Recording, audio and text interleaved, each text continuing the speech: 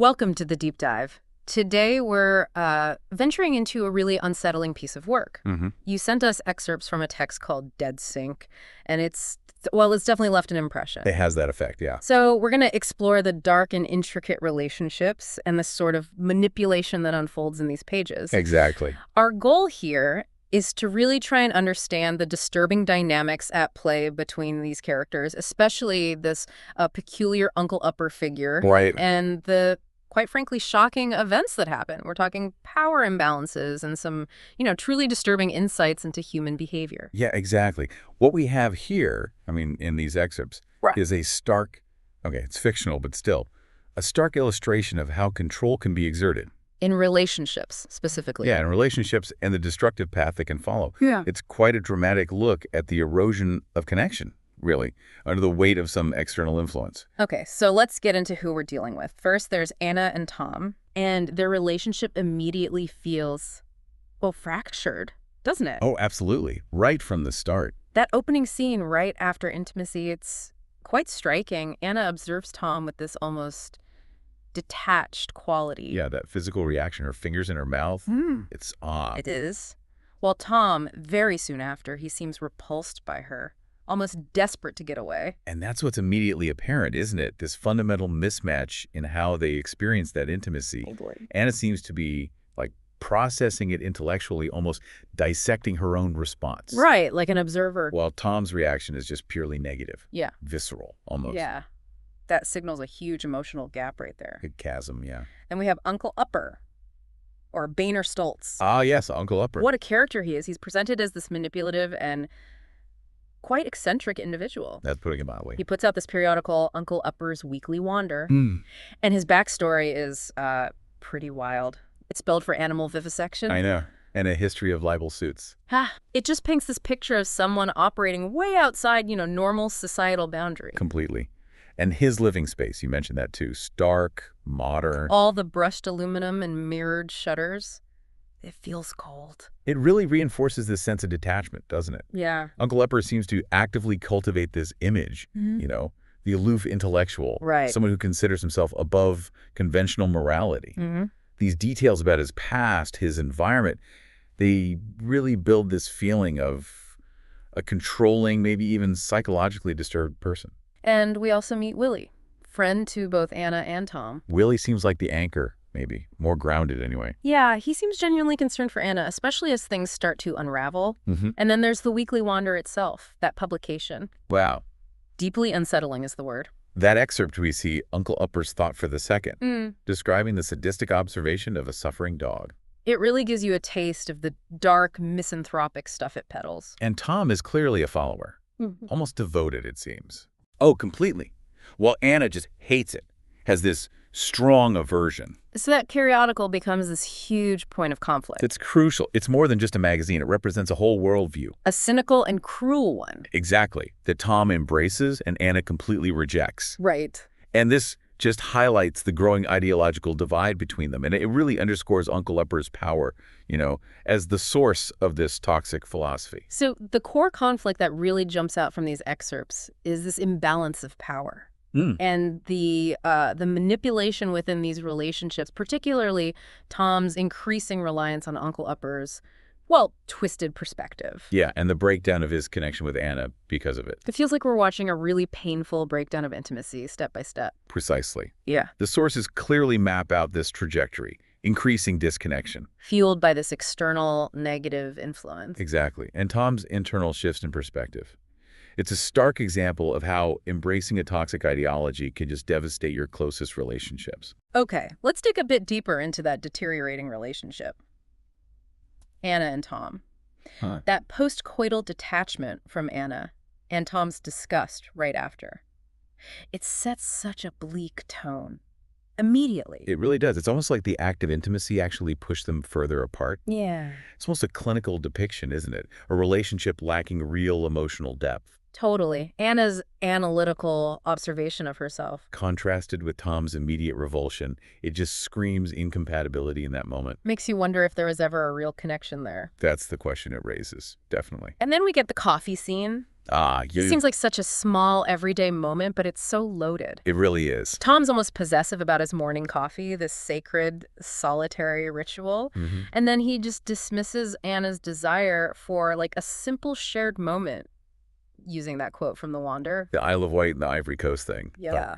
It's such a shutdown. It's cruel, really, and so revealing about where his head's at. That coffee scene is a perfect mini picture of their dysfunction. Yeah. Tom prioritizes this.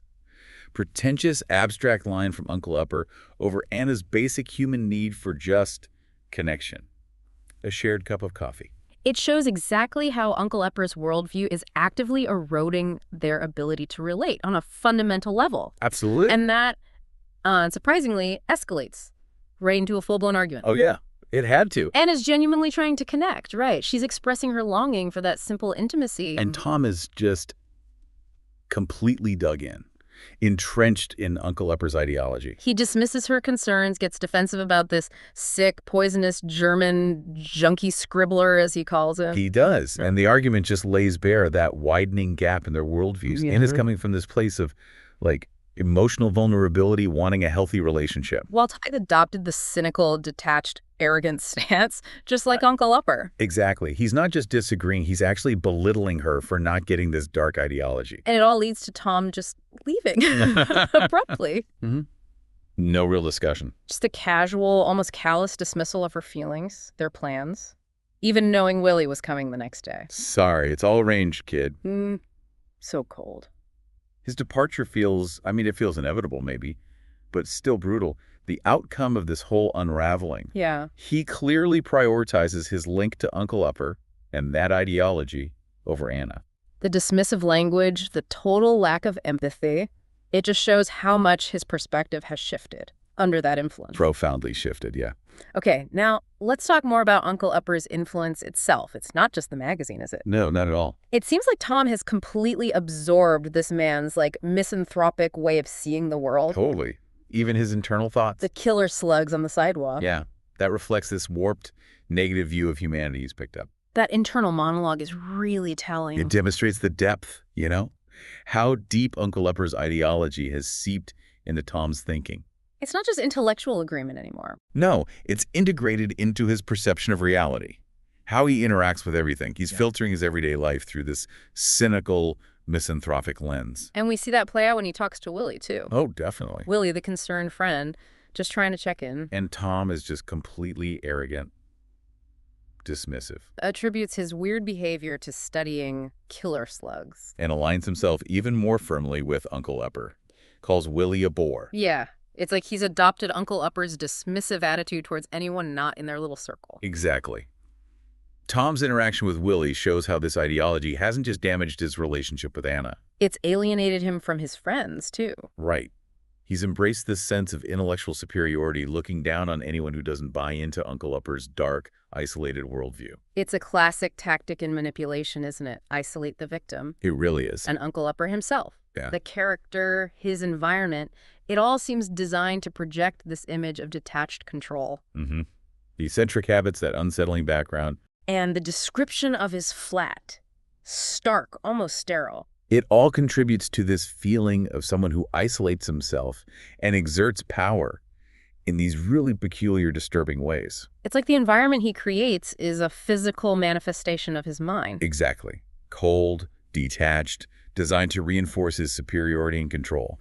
He creates a space where he is absolutely in charge, physically, intellectually. A stage for his manipulation. Perfectly put. A carefully constructed stage. So let's really dig into the nature of that manipulation, how Uncle Upper works on Tom. Okay. The confrontation scene between them is, well, it's jarring. It is. Comes out of nowhere. After Tom seems so devoted, Uncle Upper just suddenly turns on him, accuses him of intellectual parasitism. Yeah.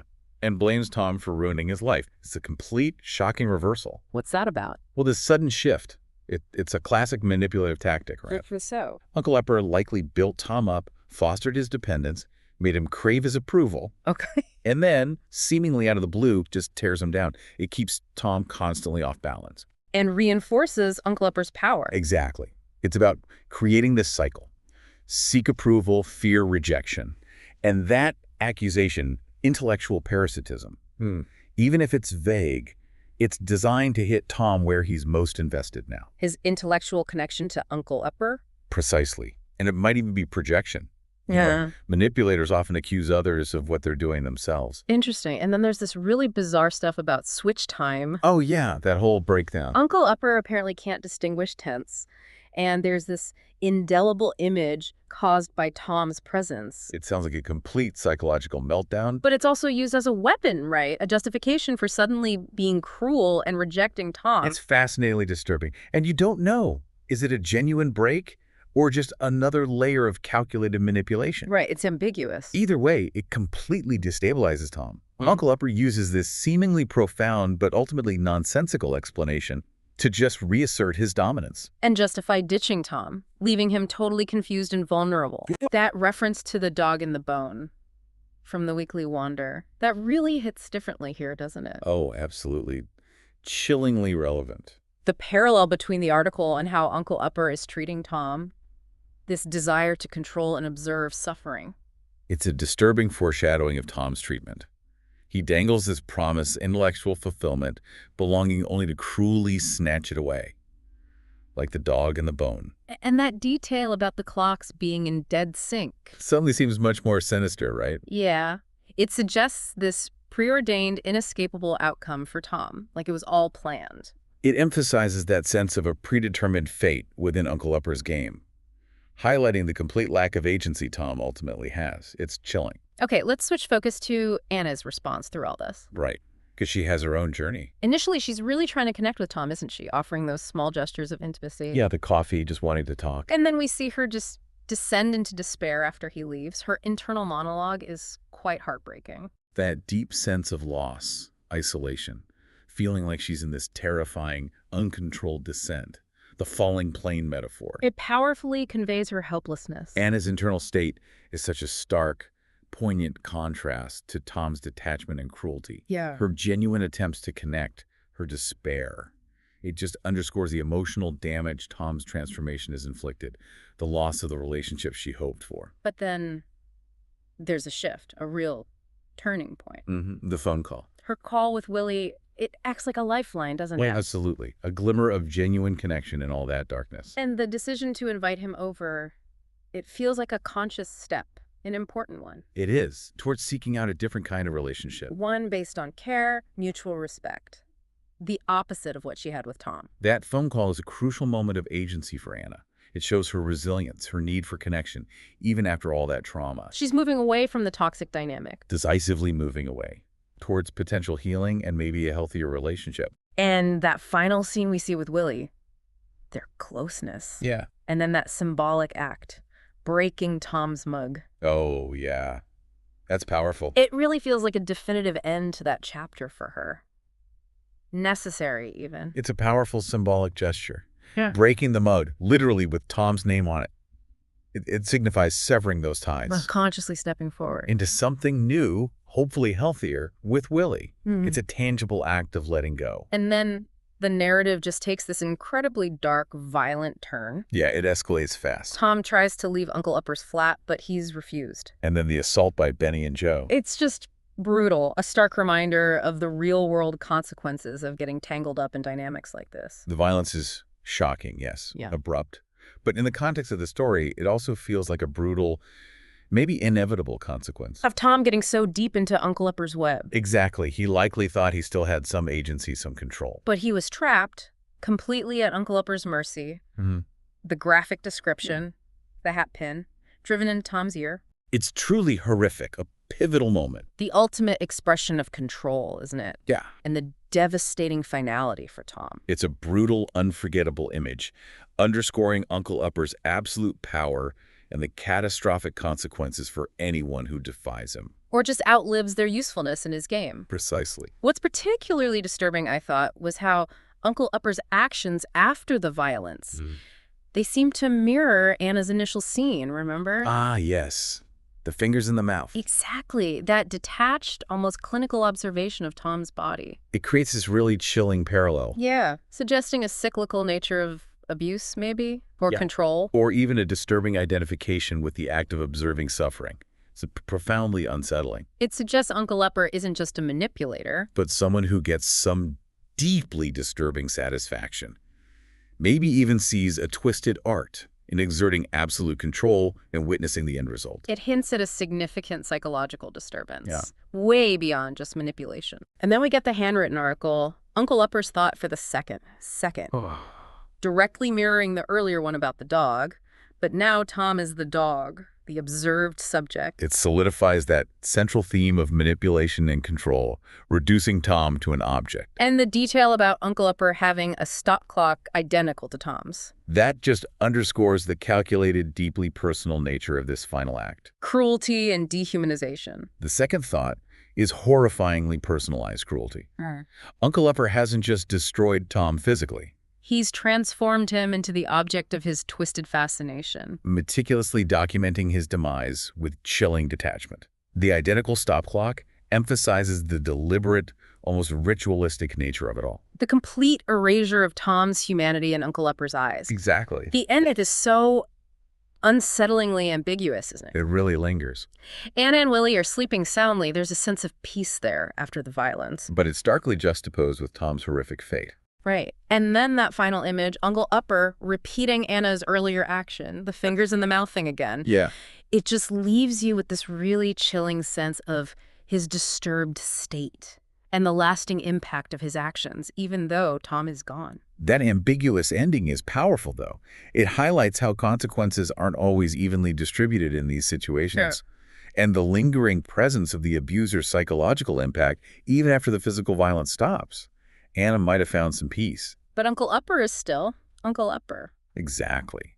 That final image is a haunting reminder of his disturbed state and the far-reaching ripples of his actions. So as we wrap up this deep dive into Dead Sync, we've really explored a disturbing landscape. Definitely. Toxic relationships. The seductive draw of manipulative ideologies. And the utterly devastating consequences of unchecked control. We've seen that complete breakdown of communication between Anna and Tom. The insidious, profound influence of Uncle Upper. And that stark, tragic contrast between, the possibility of genuine connection and the destructive power of obsession. This narrative, it's deeply unsettling, but it provides a powerful lens, even though it's fictional, right, to examine how complex human dynamics can get warped, destroyed, really, by power imbalances and manipulation. It makes you think about the subtle ways these things can creep in. It compels us to consider that, how destructive ideologies, how control can infiltrate and dismantle relationships, even intimate ones. And the abrupt, brutal turn in the story. It's a stark, cautionary reminder, isn't it? Yes. How seemingly contained situations can just escalate horrifically. Absolutely. And for you, the listener, interested in gaining knowledge, those aha moments, we hope this exploration has provided, an intense example of these complex dynamics, the subtle ways power and manipulation can show up, not just in fiction like Dead Sync, but potentially, in the real world around us. And this deep dive leaves us with a pretty significant question to think about, I think. What are the different forms manipulation can actually take in our lives? In personal relationships, but also in broader cultural spheres. How do we even recognize the subtle signs, that metaphorical dead sync in our own interactions? Right. And what does it take to break free from patterns like that before they maybe escalate beyond our control? It's sobering thought. It is. But an important one to carry forward, I think.